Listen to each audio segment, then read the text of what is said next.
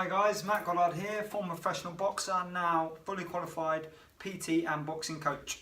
So this video today is my prediction, my analysis of the up and coming Terence Crawford against Amir Khan welterweight title match. I think it's a good fight, it's an interesting fight, a good decision from Crawford because it's a nice name for his record, and a good decision for Khan because Crawford's rated as pound for pound top 3, maybe top 4, depending on who you speak to, and as a result, if Khan gets the win, it's going to be a massive boost to his name and his career, especially in the last sort of vestiges of his career. He's really got to try and get some big names so he can keep making money. Here's what I think on the fight, guys. Speed early will cause a few problems for Crawford. I don't think Khan's necessarily going to hurt him. I don't think he really has the same kind of snappy power that he used to have.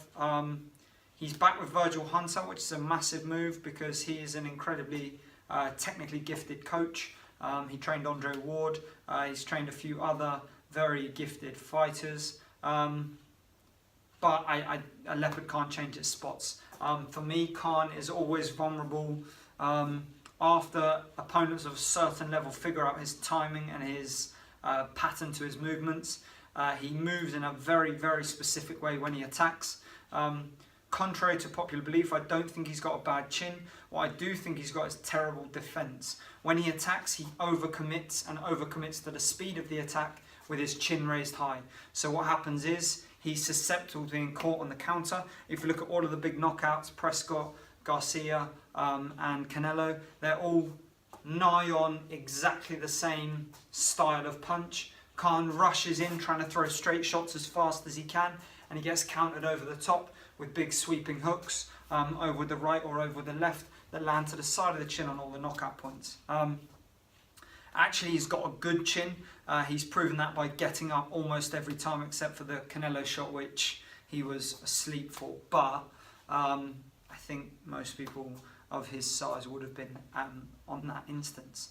So my prediction of the fight is Crawford wins by late stoppage or by points. I think Khan will have success in the first potentially 3 rounds, 4 rounds, and then Crawford's boxing brain will kick in. He'll figure out the timing and he'll just out jab and then counter punch Khan. Khan is incredibly fast, but as I said, that's often to his detriment against higher level fighters, especially fighters that carry power.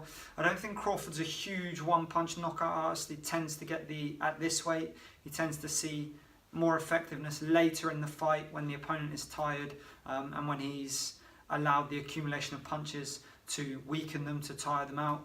I think it's going to be interesting to see if Crawford can neutralise Khan's jab. Khan's jab is very, very fast, very effective when he throws it in singles and doubles rather than following him with multiple punch combinations. He's very difficult to get inside. Hunter will have improved his footwork and his balance again. I look forward to seeing that. But my prediction, as I said, is Crawford late stoppage. I don't think it'll be a one-punch knockout. I think it might be a stoppage situation. He'll hurt Khan and then get an accumulation of punches. Or a points win. If I had to go for a score, I'd predict that Crawford would win 8 rounds, maybe 1 drawn and 3 to Khan. I would say Khan's greatest success will be early in the fight. For him to win, I think that's his only chance. If he can step on Crawford early, keep everything tight and just rely on hand speed. I think part of the problem for Khan is that his hand speed seems to be very straight punch orientated. The variety in the combinations isn't necessarily there, so he doesn't always see the opportunities that he should do. I think perhaps again because he's so focused on going as fast as possible. There you go, guys. Brief, but that's my prediction for the fight. Crawford will win points or late stoppage. Khan will look great for a few rounds, and then the same problems will show themselves, and Crawford's pedigree and ability will set them apart as fighters. It's going to be interesting to listen to Virgil Hunter in the corner, see what he says against a fighter of Crawford's caliber. But I'm really looking forward to the fight. I think it's an underrated fight at welterweight. Khan always presents challenges to everyone he boxes. He doesn't get the respect he deserves because of a few big knockouts, but you can't ever deny that he's always taken big opportunities and tried to fight the best of the best. The only questionable fight that hasn't happened is Kell Brook, and I think perhaps there's some sort of avoidance of the domestic rivalry because he doesn't want to lose his credentials and his dominance as such over the British boxing scene at welterweight. There we go, guys. Hopefully you enjoyed the video. Subscribe, like, comment, let me know what you think, let me know what your prediction for the fight is. Give me a follow on Instagram at Matt Goddard Fitness, on Twitter at mgoddard Fitness, and at Facebook at Matt Goddard Fitness. Thank you very much. I'll see you for the next video. All the best. Take care.